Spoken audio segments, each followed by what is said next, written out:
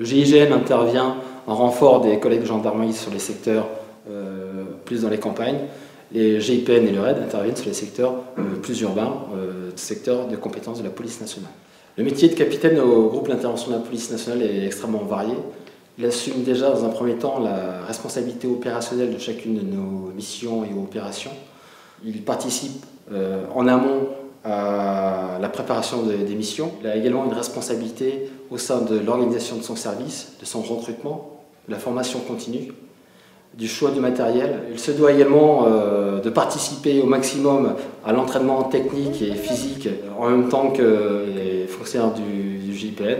Le capitaine du GIPN assume la responsabilité opérationnelle des missions de police lorsque nous sommes engagés sur les prises d'otages, des forcenés et sur toutes nos autres interventions. Le choix tactique et technique dépend du responsable de l'unité.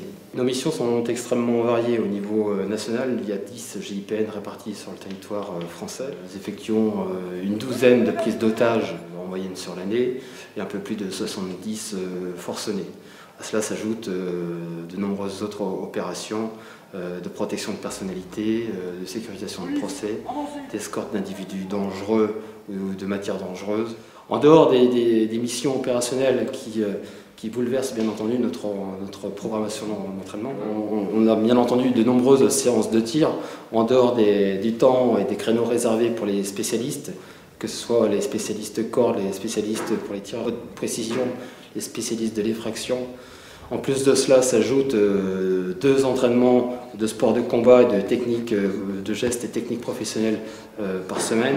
À cela s'ajoute au moins un exercice opérationnel de mise en situation opérationnelle avec l'ensemble des effectifs. Je pense que déjà à la base il faut aimer l'intervention proprement dite.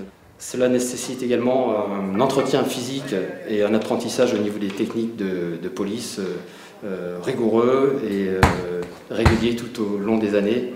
Pour intégrer le GIPN, donc, bien entendu, il faut avoir une solide expérience de police, que ce soit pour un officier dans le management, mais aussi dans les opérations de police sur la voie publique. Il faut d'abord être psychologiquement équilibré et avoir un potentiel physique légèrement au-dessus de la moyenne, de manière à pouvoir absorber la difficulté et la rudesse de notre entraînement hebdomadaire.